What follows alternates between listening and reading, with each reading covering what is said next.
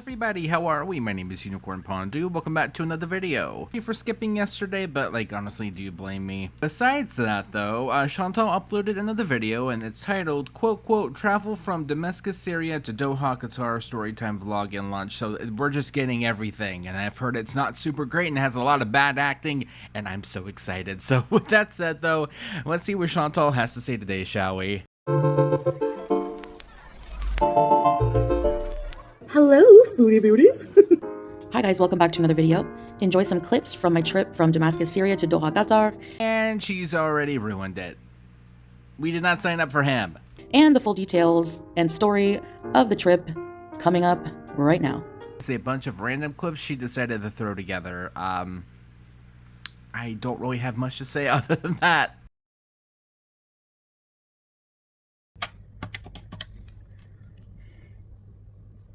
Hi, can I place an order for room service, please?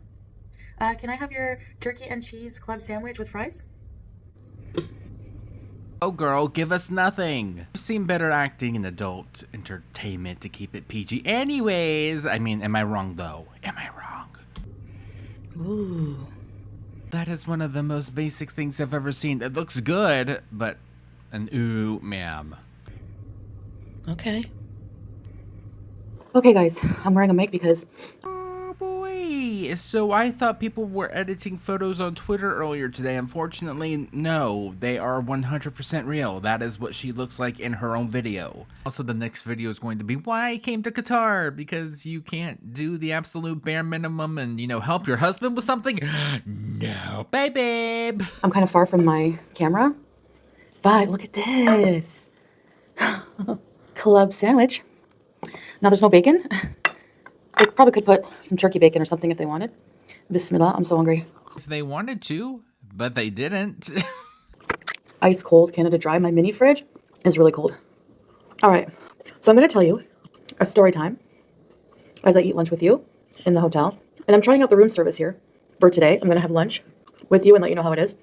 So it looks like this club sandwich has a cute little toothpicks that are not sharp.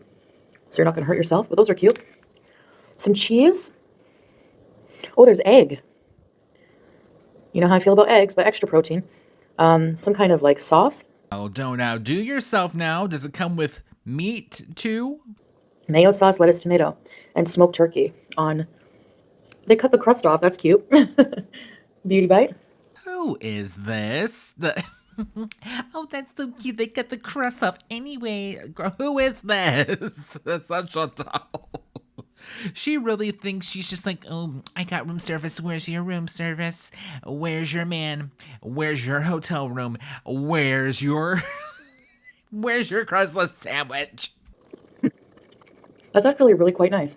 And she doesn't like it. Not saying that she hates it, but she does not like it, probably for the price too. Also, isn't that super interesting? You know, she collects all that money for salsa and magically she's able to get a hotel room and room service. Where's the receipts for that, by the way? Still waiting.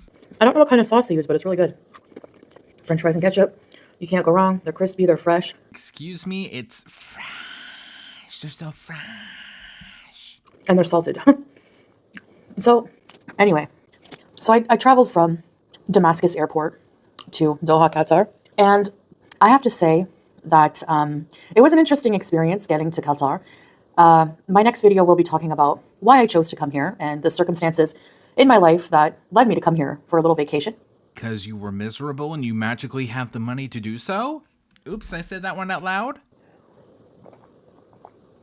Oh, that's so cold. And so my journey starts. I showed you some clips at the beginning of the video of my journey. So the first clip is of me bouncing around on a... Bouncing around and with her man, but not in the way that she wants to. Oops. Public transport. A little mini bus, but it's like a big van. An older, very old kind of bus. And that's because Salah hates driving in Damascus. Damascus is very hectic to drive in. Gas is very expensive. And we were quite a ways from Damascus, so it would have just been easier to take this bus. And he came with me, all the way with me, into where the bus parks. I took a taxi from there to the airport, which was like 20 minutes away.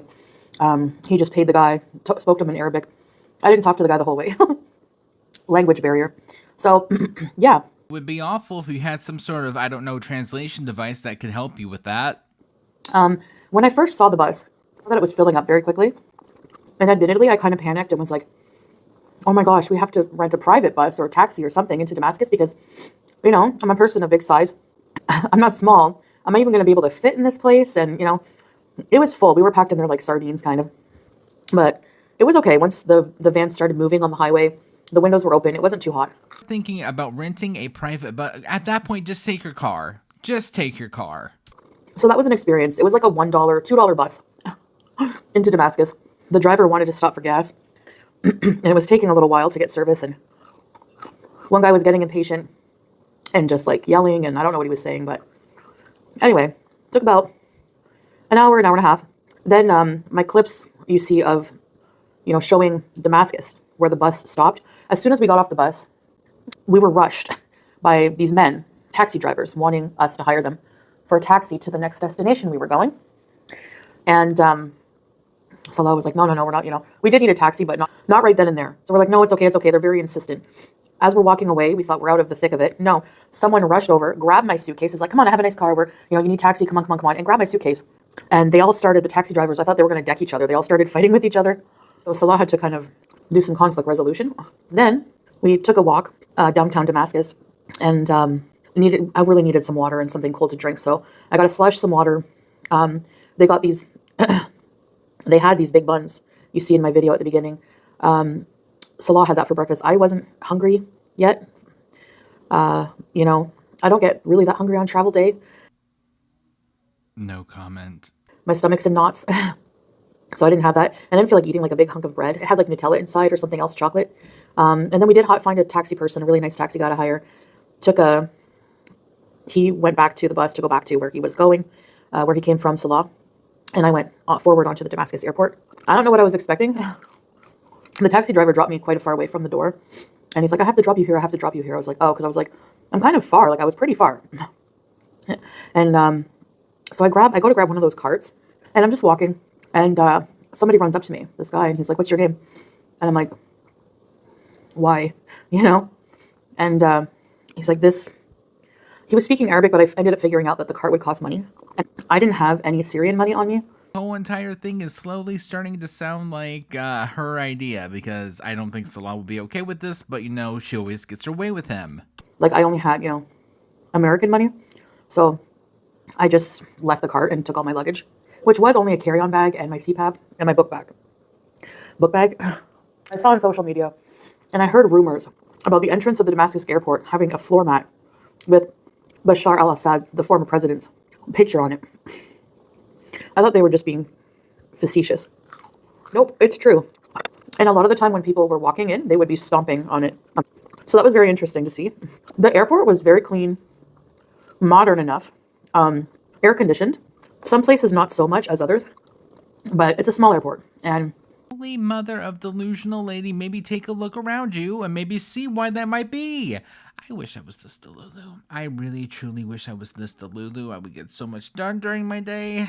I just had to wait about an hour until I could go through to check in. The security process is insane. So when you enter the airport, you have to put your luggage and all your belongings through a scanner. Then you have to go through security. Then to get into your gate, you have to put your things in another scanner. And this lady was like, you have something in your suitcase. You have something in your suitcase. The guy's like, what does she have? He said, do you have any, for some reason you couldn't. Well, I know you can't bring battery packs and carry on. So they thought I had a battery pack. So they opened all my stuff, and only to find out that it was just my blood sugar glucometer that looked like one.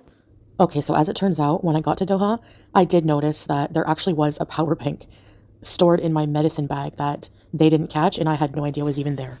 To admit that online was a choice. I go sit down, waiting for the flight. Somebody comes to get me. They're like, you have to be patted down. So I go in a little room. A lady pats me down. I go sit down. You have to put all your luggage on a table. They comb through every item in your bags. Except they did somehow miss the power bank in my medicine bag. Like they opened my makeup, and they threw out some things. I had a whole case of hijab pin things. They're like, no, you can't bring that. Razors. No, you can't bring that. They took my new razors. Of course, she has to specify that they're new. So if I have a mustache, you know why. This is the one thing I'm most bummed about. My pencil sharpener for my eyeliners.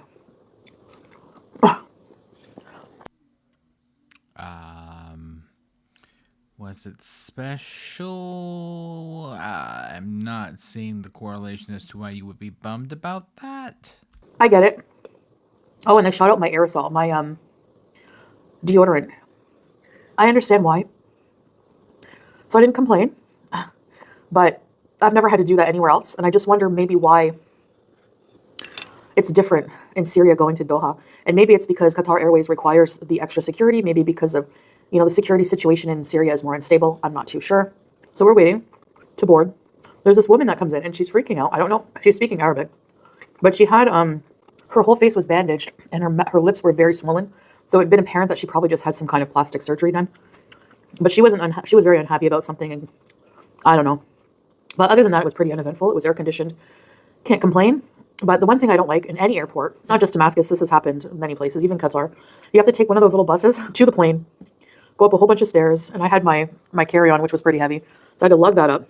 And but yeah, I actually had it was a pleasant flight. It was 2 hours and 50 minutes or so. Can I tell that she didn't like the sandwich? What's left on her plate?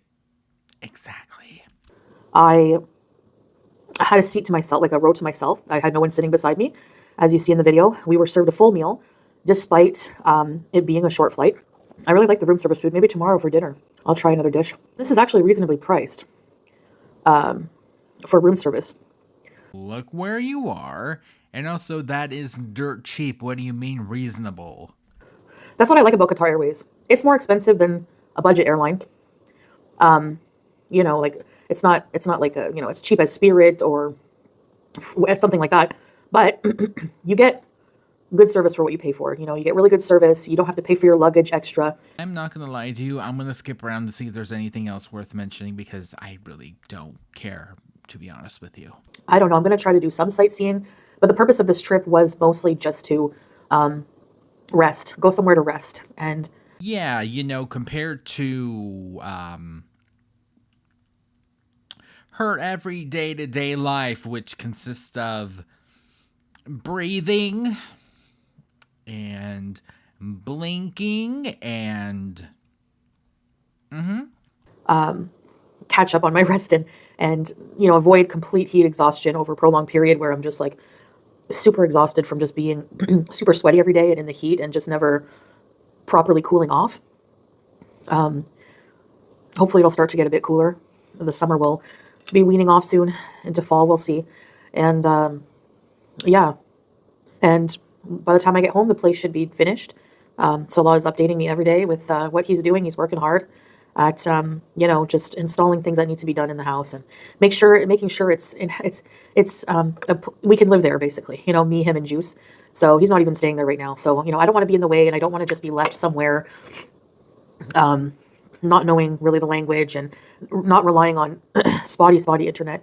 There's hours a day where we don't have internet and stuff like that. But I will go more into detail in the next video, okay? So thank you guys so much for watching this travel vlog. I hope you enjoyed it, and more to come. See you.